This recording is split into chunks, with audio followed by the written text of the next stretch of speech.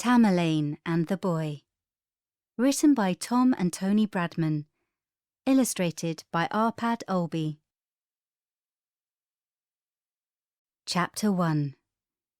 The autumn sun was shining when Kioni and his father arrived in the village. It was market day, and they had come to sell their fruit crop, the sacks of apples and pears heaped in the back of their cart. They found their usual spot, unhitched the 2 oxen from the cart, and quickly started doing a brisk trade. The market square was in the middle of the village, and it was crowded with people who had come to buy. One man was selling lamb grilled over a fire pit, and the rich smell filled the air. Kioni planned to buy something too, but not for himself. His little sister, Azar, had begged him to get her a present, and he could never say no to her. As the day went on and business grew quieter, Kioni's father said he could go and have a look round. There was so much noise and so much to look at, it was hard to choose. Then Kioni saw a stall selling wooden dolls in colourful dresses, and he knew Azar would love one. He had some coins he'd saved, and he haggled with the stall owner to get a good price. As he returned to their stall, Kioni saw his father talking to an old farmer friend of theirs. Kioni was not surprised. Half the fun of market day, at least for the grown-ups, was catching up with friends and hearing all the latest news and gossip. But the old farmer looked very worried. "I'm telling you," he said, pointing his finger at Kioni's father. "Tamerlane is heading right for us. His army is bigger than ever, and nothing can stand in its way. We should flee before it's too late." "Oh, I don't think so," said Kioni's father. "I heard he's only crossing Georgia, so he can attack some other warlord. We're just farmers. He won't be a threat to us." Kioni knew about Tamerlane the Great. Even though he had a limp from an old wound suffered in his childhood and had lost 2 of his fingers, he was the greatest warlord of them all.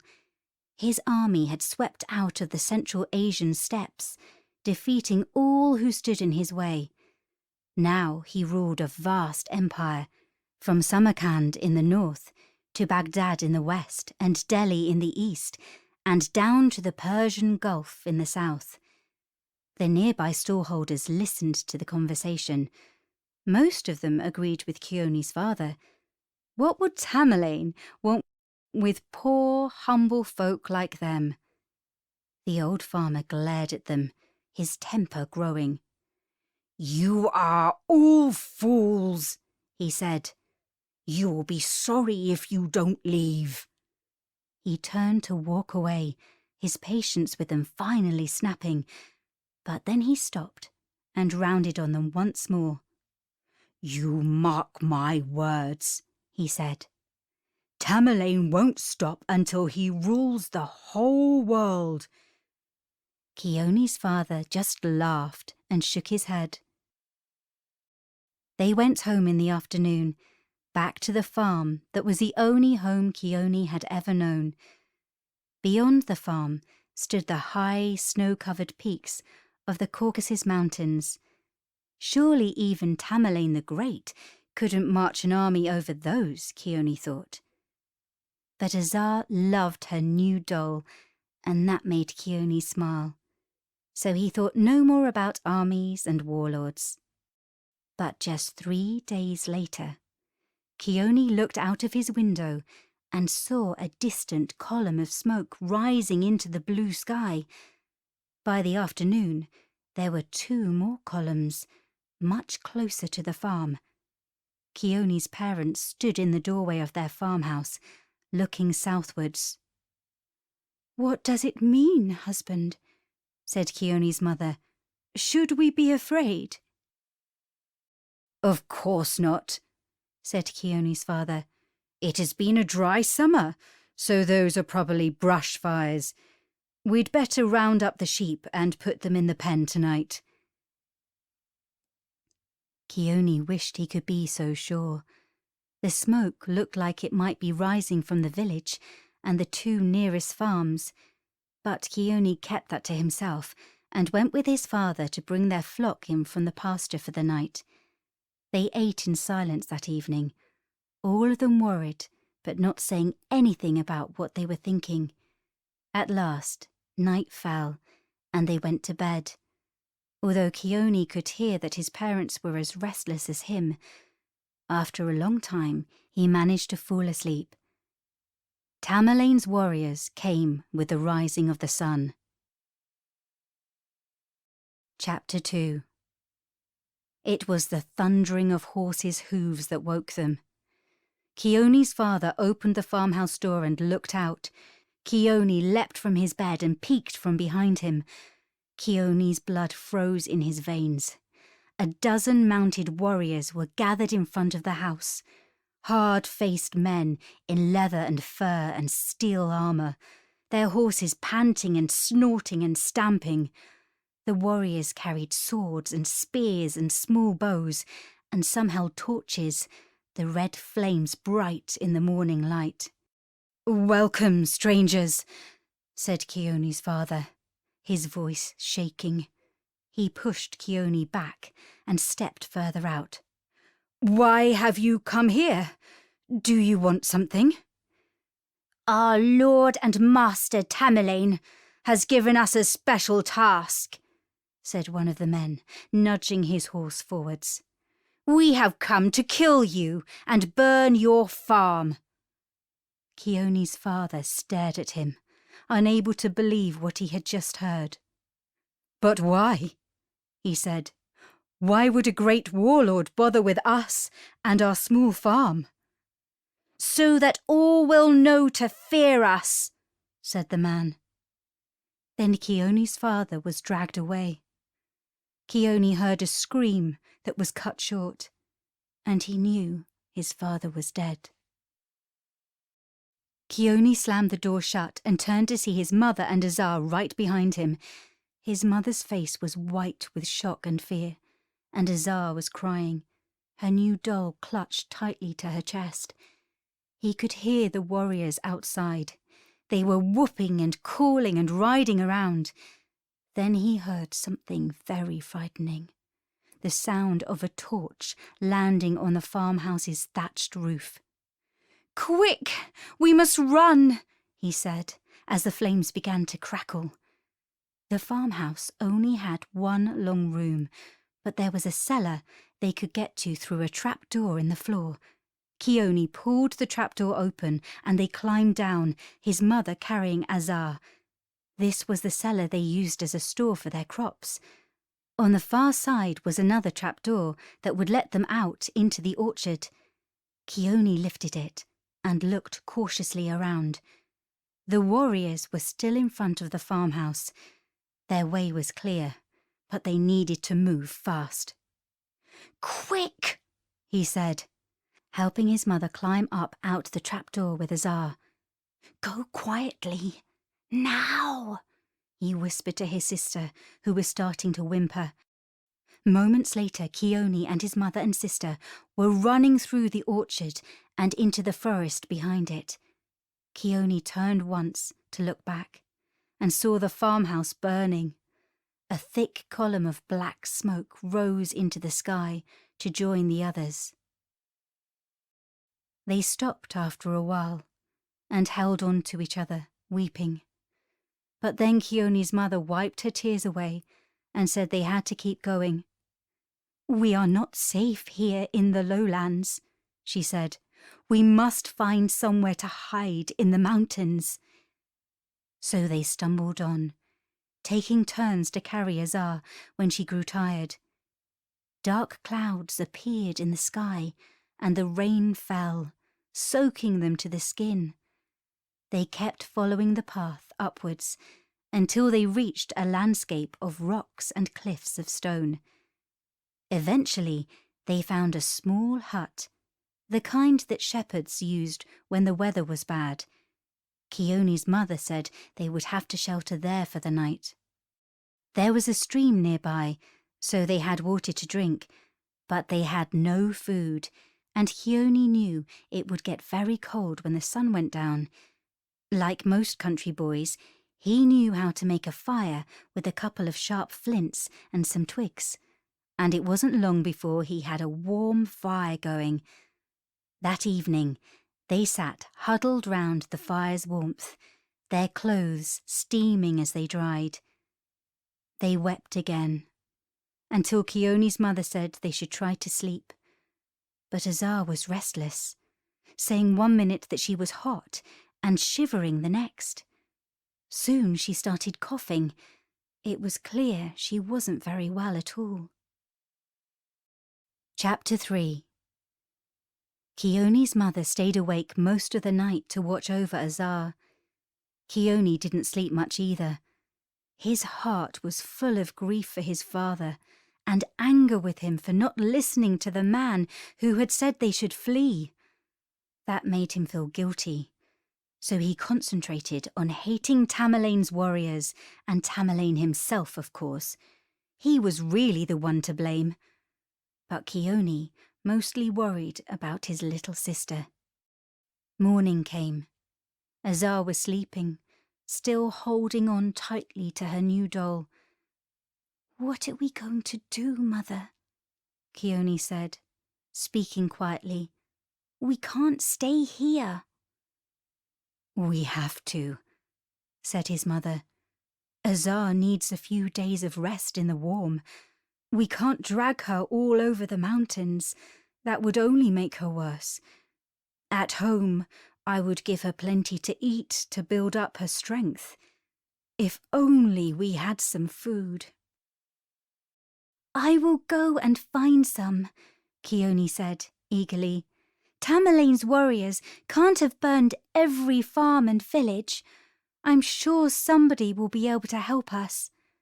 "No, Kioni, I don't want you to put yourself in danger," said his mother. "It would be much better if I go, while you stay here to take care of your little sister." "But you're the best one to do that," said Kioni. "You know what to do and I don't. You've always taken care of us. I can probably travel faster than you as well." Kioni's mother argued for a while longer before she gave up. "My brave boy," she said at last, kissing him. "Just be careful and stay away from those men." "I will, Mother," said Kioni, "and I promise that I will be as quick as I can." Kioni set off, running back down the path they had followed the day before. Dark clouds filled the sky, and swaths of mist clung like giant clumps of wool to the mountain peaks. As he ran, Kioni thought about what he should do. He decided to go back to their farm first. They had always kept a store of food in the cellar: dried meat, preserved fruit from the orchard, some cheeses. Maybe it hadn't all been burnt in the fire. A haze of smoke still hung over the farm, where things were worse than he had imagined. The farmhouse had been utterly destroyed, and so had the orchard. There would never be any more apples and pears, growing fatter and firmer as they ripened in the sun. The larger trees had been hacked down, the smaller ones uprooted and left to rot, and all the animal pens were empty. Their sheep and oxen were gone. Kioni stood there for a moment, fighting back the tears. The house had collapsed in a tangle of charred roof timbers and rubble, and he realized there was no point in even looking in the cellar. He would have to try a neighbor's farm, or the village. Kioni paused briefly and said a prayer for his father, then hurried on. It wasn't long before he began to realize he was wasting his time. Every farm he came to had been burned and looted, and so had the village. He saw no people either. Tamerlane's warriors had swept over the land, destroying everything in their path, although perhaps not quite everything. Kioni saw the tracks of the stolen herds and flocks the warriors had taken with them. As the sun began to set, he came to a small hill and climbed up it, breathing hard, his legs aching. A rocky outcrop marked the hilltop, and Kioni looked over it, hoping to see a farm that hadn't been destroyed. But instead, he saw a vast camp of tents and warriors and horses and so many campfires he couldn't possibly count them. Tamerlane's army lay before him. Chapter 4. Kioni ducked back behind the rocky outcrop and hoped that he hadn't been seen. He felt a surge of anger. Many of Tamerlane's warriors were singing, celebrating their great victory over his people, a victory that had left his father dead and his family homeless. He wanted to run down and scream his hate at them, but he knew that would surely be the end of him, and then he wouldn't be able to help Azar. He carefully raised his head and looked again. The warriors at the nearest fire were roasting a whole sheep on a spit, and the smell made the juices flow in Kioni's mouth. Somewhere ahead, in among all those tents and campfires, other warriors were probably roasting a sheep or an ox that had been raised on his family's land, an animal that could keep his sister and mother and him alive with its flesh for a month. Further on, he could see dozens of animal pens, each one packed with more sheep and goats and cattle. Beyond them was a line of big ox-drawn wagons, loaded with sacks of fruit and vegetables and flour and salt and grain, all of it looted, no doubt. Kioni thought for a moment. Everything he needed for Azar lay before him. But how could he get it? He looked round at the sky and saw that the sun would soon dip behind the mountains. It would be properly dark before long. He would just have to wait, then sneak down to the wagons without being spotted. His stomach turned over with fear, but he knew this was what he had to do, for Azar. Eventually, the sun disappeared, and darkness flooded across the plain, making the campfires seem to glow more brightly. It was now or never, Kioni thought. He took a deep breath and climbed over the outcrop, dropping softly to the ground below. Keeping low, silent as a cat, he padded softly from rock to ditch to tuft of long grass. Then he saw that there were figures in the darkness ahead, and he stopped. They were guards, men in leather and fur, grumbling and laughing and talking in languages he couldn't understand. Their spearheads gleamed in the firelight, and swords hung from their belts. They stood in groups of 4 or 5, 100 paces out from the edge of the camp, not expecting an attack, feeling secure in their strength, each group too far from the others to see the boy who crept between them towards the wagons. Kioni felt his anger return.